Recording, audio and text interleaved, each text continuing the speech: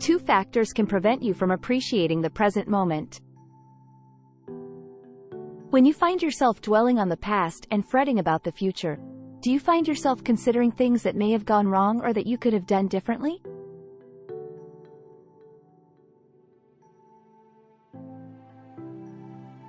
It's difficult to be present, particularly if you've experienced trauma or suffer from anxiety.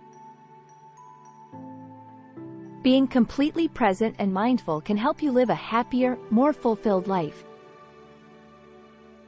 However, as researchers Davis and Hayes have found, your brain can actually rewire itself when you have new experiences due to a process known as neuroplasticity.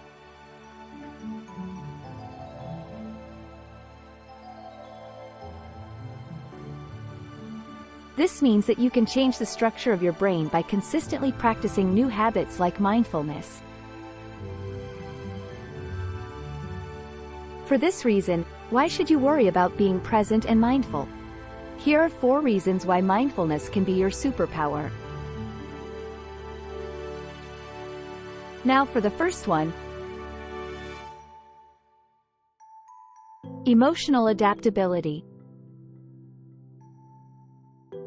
Psychologists Davis and Hayes define psychological flexibility by taking a step back and observing your thoughts objectively. You can temporarily deactivate neural pathways that were formed as a result of your past experiences.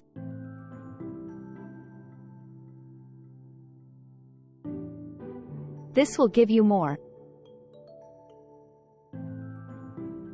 psychological flexibility and allow you to respond to the situation based on what is happening right now rather than automatically reacting the way you have in the past.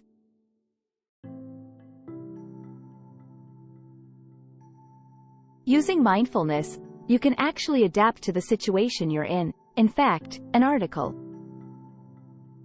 published in the Journal of Psychotherapy claims that mindfulness mediation activates brain regions that aid in high-stress situations. Take an example, please. When Sarah gets into a fight with her partner, her first reaction is to become defensive and angry because their arguments have always ended badly.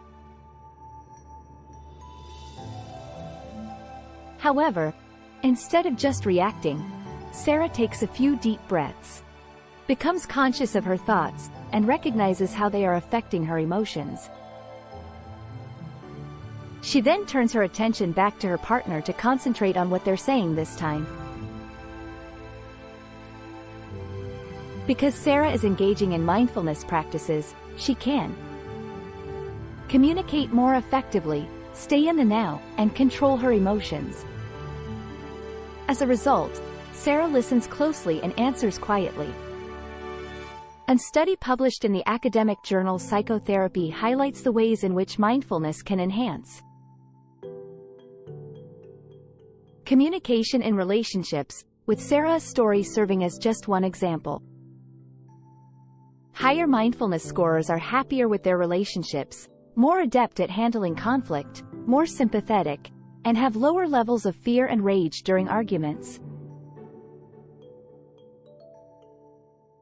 which enables them to react compassionately rather than being engulfed in their feelings. The second step in putting an end to the avoidance loop is the rebound effect, which occurs when you try to suppress a thought or avoid a situation but the thought keeps coming back stronger every time, may be familiar to you if you've ever gone through a traumatic experience.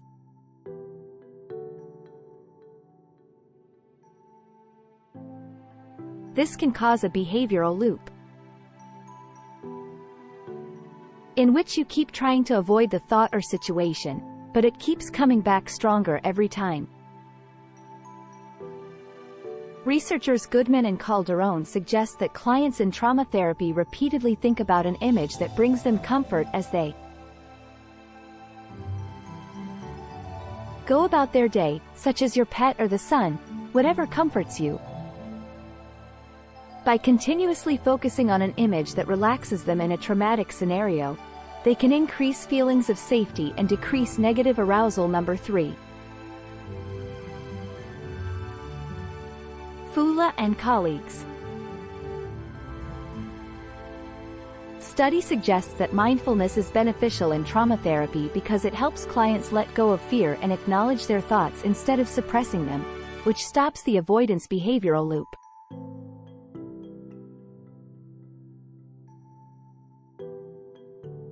Matada Hakuna, raise your hand if you have ever had extreme anxiety while doing nothing at all. Surprisingly, many of us have. A study published in the scholarly Journal of Mindfulness has demonstrated that practicing mindfulness can lessen test anxiety and habitual worrying. When we practice mindfulness, it can alleviate habitual worrying by halting thoughts about the past or future and leaving us in the present. There are two key qualities of mindfulness: accepting and observing the thought without judgment and redirecting your focus from the thoughts. James is sitting at his desk, ready to take an exam. He is very nervous and worried about many things, like, what if I fail? I won't get a good mark in this course? I won't be able to get into the college I want? I'll never be able to have a successful career? James notices these worries and decides to try a mindfulness exercise that psychologist Dr. Lillian Najad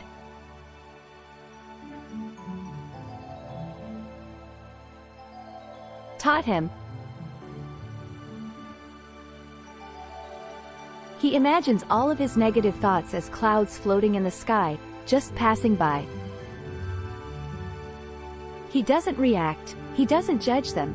He just observes them and accepts that they are there without trying to control or change them. Instead of attempting to relate to his nervous thoughts, he creates space between himself and them and then concentrates on his immediate environment. The sound of his classmates conversing after a little while, the desk in front of him, and the sensation of his chair against his back, James is at ease and prepared to take the test. If you have ever experienced anxiety in your life, please share your thoughts in the fourth comment section. Careful interaction in relationships with mindfulness. Have you ever experienced a partner acting in a way that you found strange? Sai's partner kept their batteries in the refrigerator. When he first noticed this, Sai was taken aback, but he soon realized that it was normal.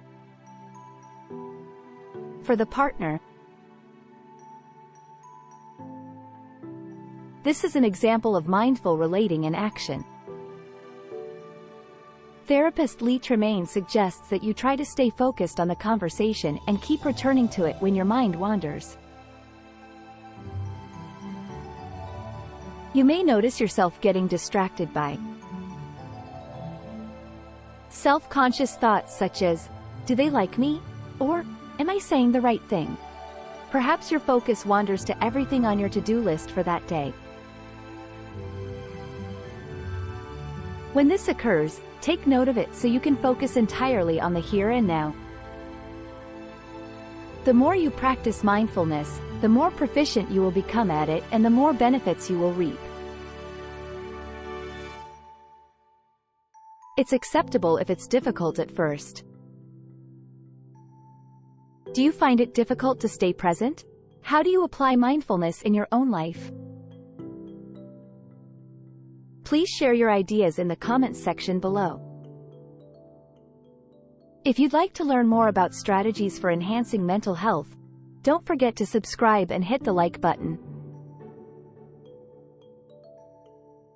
I appreciate you watching. Until then.